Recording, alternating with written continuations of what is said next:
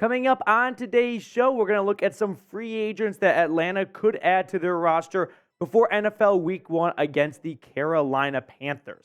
Now, before we get into all of that, we are already in September at this point, but the August sub numbers, well, the good news is on YouTube, they actually take 24 hours to process. So it is not too late to pull off an all-time comeback at the 11th hour against Saints now. Hit the sub button down below and let's eke out a victory within the walls of Chat Sports and then on the field between the Falcons and the Saints in the month of August, which, lucky for us, YouTube, kind of blurs the month of August and start of September lines. Now, let's get into our free agents to sign. Starting on the offensive line, Andrew Norwell. So, the one-time All-Pro guard is a free agent after being released by, I think, the Washington Commanders was his last stint. And when we look at the Falcons' offensive line, you've got the rookie Matthew Bergeron slated to start at left guard. The backups, the four current on the roster, they are no better, meaning there's no veteran piece on there that's in year 8 or 9 that could maybe start until Bergeron is really ready to roll with the NFL punches. Now, I don't mind trying to hide Bergeron as a rookie early on the offensive line, except it's a little tough to do that when to his right is Drew Dalman. And no offense to Dalman, but he's probably as average as they come at center. So there's no hiding Bergeron between the great Jake Matthews and a Pro Bowl center and Drew Dalman that kind of bring him along with them. No, Bergeron's going to stand out a little bit, and he's going to get picked on. And Norwell could be a good option, at least early in the year, if Bergeron is struggling a little bit. Because this is not a drop everything you're doing and you have to go sign a guard. Bergeron is Jalen Mayfield. No, he's not unplayable or anything like that. But I like the idea of bringing in an offensive lineman because our subscribers here and longtime viewers know that my thesis for the Falcons 2023 season is this team goes as the offensive line goes. If they struggle, this team will struggle. If they are great, this team will be great. And so I think Atlanta cannot cut any corners, and they probably want to wait and hold out as long as possible and hope that Bergeron, the second-round pick out of Syracuse, can be ready to roll week 1. But going up against guys like Derek Brown from the Carolina Panthers, it's not going to be easy. And so I don't think there's any shame in recognizing, hey, we didn't really anticipate Bergeron starting week 1 at guard anyway, especially when you factor in the transition from tackle to guard. Maybe it's a good idea to bring along a veteran player who can kind of help that adjustment and not just toss Bergeron into the fire. So if we are keeping that same train of thought, let's look at another offensive guard, Dalton Risner. He was with the Denver Broncos for quite some time. He was a second-round pick himself out of Kansas State. I think Risner is better than Norwell. He's younger. He's coming off very consistent years where he wasn't anything to write home about for the Broncos. And truthfully, I have no idea why he is unsigned still. When you look at his career PFF grades, he's pretty middle of the road, right? And you're not signing someone in August/September now and paying big bucks. So you're not going to be breaking out the checkbook. And for a guy that last year had a 61.1 overall PFF grade, that's C- to C stuff there, which is not unplayable. There are a lot of C guards in the NFL. And so if Dalton Risner can get you good guard play early in the year, so this offensive line doesn't skip a beat and they can create holes for Bijan Robinson and not put too much pressure on Desmond Ridder to deliver through the air, I don't think this is a bad avenue for Arthur Smith to explore. But pick an offensive lineman for me, Andrew Norwell or Dalton Risner. I know we're talking offensive lineman here, but if you had a preference, which one would it be? For me, I lean towards Risner. I think he's got a little bit better play as of late. Norwell's definitely got a longer career, but I think Risner being on the market right now is completely mind-blowing. Moving on to a different position group to sign, what about the cornerback room? Casey Hayward, potential reunion, I don't know, Jim. Or Bradley Roby, former first-round pick by the Broncos and was with the Texans and then most recently the Saints where he was released last week.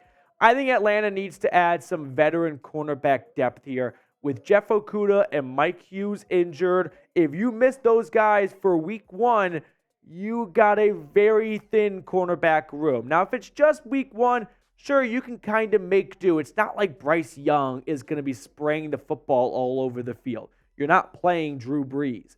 But if you're going to miss Okudah and Hughes for a little bit more time than that, it's a little scary thin after Terrell, right? You got D. Alford, Trey Flowers, rookie Clark Phillips. Wouldn't be the worst thing in the world to bring back some veteran help. And once everyone is healthy, these guys get very little to zero guaranteed money. You can move on from them, put them on the practice squad. I don't care. Injuries are going to pop up anyway, so you never quite know who will be healthy in a few weeks to begin with. But when you look at Hayward versus Roby in their careers, both have had very successful NFL careers. Bradley Roby, a Super Bowl winning cornerback with the Denver Broncos. Casey Hayward, of course, who is very familiar with this team, given that he was here last year and then released over the offseason to save some money. I think for that reason, Roby is better right now, but Hayward has familiarity with this defense, and at least with this team, new defensive coordinator, so he could kind of fit in like a glove a lot easier than Bradley Roby could, right? You can kind of just toss him out there. He's caught up to speed. He knows how to play opposite of A.J. Terrell. He's got some familiarity with the way Arthur Smith runs things and whatnot. If you're looking for a stopgap guy to kind of get you through this injury bug at the moment, Hayward could be that player for you. But pick a cornerback, Casey Hayward or Bradley Roby. Type their initials down in the comment section below. I think if we're looking for a starting corner for all 17 games, I'll go Bradley Roby. If we're looking for a guy to help us get us through a rough patch early in the season, give me Casey Hayward. Now, before we get on to the next free agent to watch for, let me tell you guys about today's sponsor, BetUS. Go to chatsports.com/betfalcons. Enter promo code Falcons125. When you do that, the fine folks at BetUS give you a 125% deposit bonus. It is not too late to put some cheddar down on Atlanta winning the NFC South. Plus 200 odds. Give it to me all day, baby. Dennis Allen and Derek Carr, bunch of crybabies. Carolina, not happening in year one for Bryce Young. The Bucks, no. I don't think any color needs to be added to that picture. So give me Atlanta plus 200. It's just free money pretty much. Chatsports.com/betfalcons. Promo code Falcons125. Fifth and final free agent to sign. You guys are going to hate me for this one, but I'm going to go with Jarvis Landry. I know. We have been down this path before on the channel, but just try and hear me out for a little bit because there are some rumblings coming out of Flowery Branch that maybe Atlanta is looking to add a wide receiver.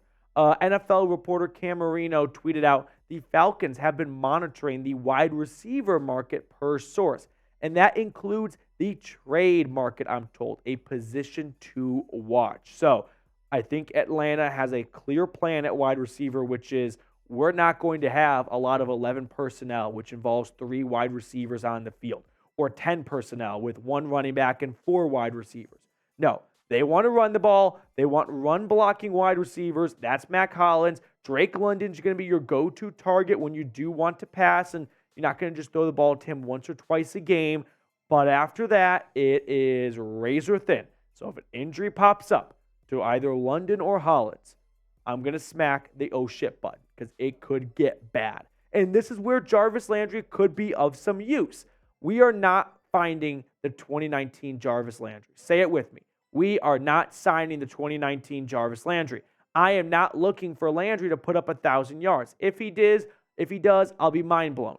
But what I need Jarvis Landry to do is to come here, be a bit of a mentor for Drake London and these young wide receivers, but also be a guy that Desmond Ridder can turn to on 3rd and 7 over the middle of the field to keep the drive alive. That's not really Mac Hollins. That could be Drake London, but not if he's getting triple teamed because the defense knows that's where Desmond Ridder wants to go with the football. For that reason, I take the chance on Jarvis Landry. I take the chance on a lot of these veteran receivers that, again, I don't need them getting 9 to 10 targets a game. I just need them to come up with some big plays, some big clutch passes and catches on 3rd and long, keep the drive alive type of situations here. And that's a very fine role, and that's the role I am looking for in a veteran wide receiver. Now, before we get on out of here, our Raiders Report host, Mitchell Renz, is currently live on the Raiders Report right now, and he is getting a tattoo of a Raiders logo. Don't ask me what Raiders fans do in their free time, but make sure you check it out at least for a minute because it is pretty gnarly to check out. So that's the thumbnail. It might change if you're on it the next day or so, but make sure you go pay a visit to Mitchell Renz and the Raiders Report. That's going to do it for us on today's show. Thank you so much for tuning in. We are going to sign off. We are going to see everyone later. If you enjoyed today's show, consider subscribing, like the video, all that good stuff, and we'll see everyone after Labor Day weekend.